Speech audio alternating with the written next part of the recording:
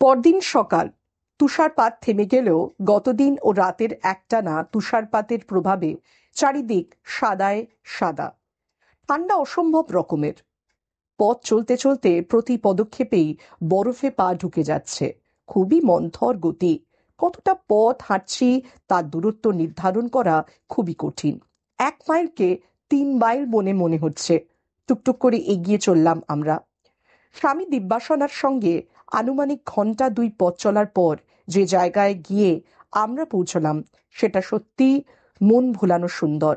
চারিদিকে বট, অশ্বত্থ, অর্জুন, কদম্ব, পারিজাত ও কেতুকীর গাছ। রং বেরঙের নানান সুগন্ধিত ফুল। বড় বড় গাছের নিচে মার্বেল পাথরের বেশ কয়েকটা চবুতরায় মতো করা রয়েছে। সেই চবুতরার উপরে গাছের ছায়ায় কয়েকজন তেজস্বী তপস্বী বসে নিজেদের মধ্যে আলাপ আলোচনা করছেন।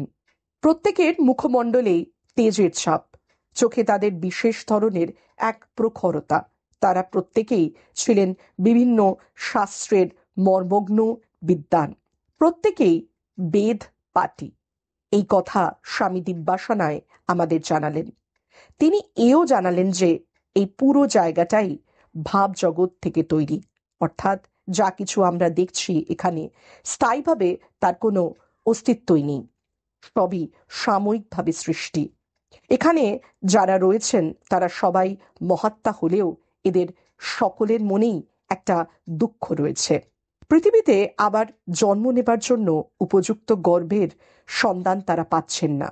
এদের পুনর্জন্মের জন্য এদের মতোই সংস্কার সম্পন্ন শুদ্ধ গর্ভের প্রয়োজন। বহু বছর ধরেই এরা অপেক্ষা করছেন। এক বিশাল বটগাছের তলায় পদ্মাসনে বসেছিলেন এক অতি তেজস্বী ব্রাহ্মণ। খালি গা, উপবীত ঝুলছে। বয়স তার দেখে মনে হলো খুব বেশিও যদি হয় তাহলে 20। গৌরবর্ণ, দীপ্ত মুখমণ্ডল। তিনি কিছু বলছিলেন। তখনও আমরা দূরে, কথা তার আমরা শুনতে পাচ্ছিলাম না, কিন্তু এটা পরিষ্কারই বোঝা যাচ্ছিল যে তিনি কিছু বলছিলেন, অন্যরা শুনছিলেন। আমরা দুজন অবাক হয়ে তাকিয়ে রইলাম তাঁর দিকে। স্বামী দিব্যাসনা বললেন, আজ থেকে 200 বছর আগে ইনি কাশীতে এক অসাধারণ বিদ্বান ও শাস্ত্রে উন্নত মহারথী ছিলেন। দূর দূরান্ত থেকে এর সঙ্গে তর্কযুদ্ধ করতে মহাপণ্ডিতরা আসতেন। তারা সকলেই তর্কে পরাজিত হয়ে এই মহাপণ্ডিতের কাছে শিষ্যত্ব গ্রহণ করতেন। আমি জানতে চাইলাম, কি নাম এই তপস্বীর স্বামীজির? স্বামী দিব্যাসনা আমাদের দিকে তাকিয়ে বললেন, ইনি হলেন মহাত্মা বিদেহী শরণম। তার ঠিক ডান পাশে যিনি বসে আছেন তিনি হলেন মহাত্মা দেবরত্ন, আর তার ঠিক পাশেই রয়েছেন পণ্ডিত দেবাচার্য। বাঁদিক থেকে যারা বসে রয়েছেন তাদের মধ্যে প্রথমেই রয়েছেন আচার্য জ্ঞানসাগর, তার পাশে দেবাত্মা, শিবব্রত, সব শেষে আচার্য বেদশ্রী। এরা সকলেই মহাত্মা মণ্ডলীর সদস্য। বিশেষ বিশেষ তিথিতে এরা নিজেদের শাস্ত্র চর্চায় বসেন। নানা রকমের গম্ভীর বিষয় নিয়ে আলোচনা হয়। নিজ নিজ ক্ষেত্রে এরা প্রত্যেকেই অসাধারণ পণ্ডিত। আমি আবার জানতে চাইলাম, আমরা কি এই মহাত্মাদের কাছে গিয়ে একবার বসতে পারি? স্বামী দিব্যাসনা বললেন, হ্যাঁ হ্যাঁ, কেন বসতে পারবে না, চলো আমার সঙ্গে, তোমাদের পরিচয় করিয়ে দিই। এই বলে তিনি আমাদের নিয়ে ধীর পায়ে এগিয়ে গেলেন সেই দিকে। আমরা মাটিতে মাথা ঠেকিয়ে সকলকে প্রণাম জানালাম। স্বামী দিব্যাসনা আমাদের পরিচয় করিয়ে দিলেন। তিনি বললেন, লামা ইয়ৎসুং এর আমন্ত্রণে এরা দুজন এখানে এসেছেন। লামা ইয়ৎসুং এর নাম শুনে মনে হলো সকলেই যেন একটু নড়ে চড়ে বসলেন। হাত উপরে তুলে আশীর্বাদ জানালেন আমাদের। মহাত্মা বিদেহী শরণম আমাদের দিকে স্নিগ্ধ দৃষ্টিতে তাকালেন।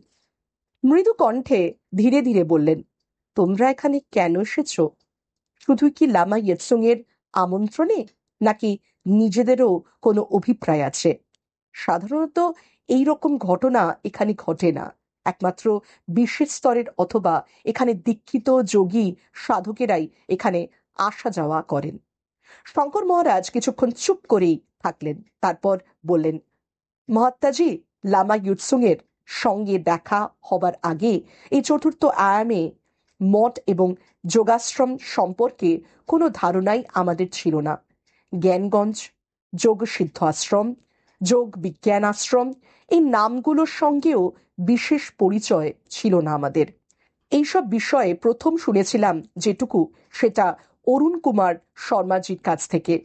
তিনি প্রথম আমাদের প্রস্তাব দিয়েছিলেন এখানে আসবার জন্য। স্বামী দিব্যাসনার সঙ্গেও তিনিই পরিচয় করিয়ে দেন। মৃদু হাসলেন মহাত্মা বিদেহী শরণাম, বললেন, ও, অরুণ শর্মাও তোমাদের সঙ্গে জড়িত? তাহলে তো দেখছি ভালো সিঁড়ি বেয়ে উঠেছ তোমরা। অরুণ শর্মা, ইয়েৎসুং লামা, স্বামী দিব্যাসনা, বেশ বেশ সুন্দর পরপর সাজানো সিঁড়ি। শঙ্কর মহারাজ বললেন, মহাত্মাজি, আধ্যাত্মিক জগৎ সম্পর্কে আমাদের জ্ঞান অত্যন্ত সীমিত। আমরাও আরো জানতে চাই, নতুন কিছু অনুভূতি চাই, চাই কিছু উপলব্ধি। তার জন্য এর চেয়ে উপযুক্ত জায়গা আর কোথায় পাবো মহাত্মা? সেই কারণেই আমাদের এখানে আসা। মহাত্মা বিদেহী শরণাম বললেন, ঠিক আছে, এসেই যখন পড়েছ তোমরা নিজেদের জ্ঞানের পরিধি বাড়াতে, তখন প্রথমেই একটা মুখ্য বিষয় সম্পর্কে তোমাদের জানিয়ে রাখি।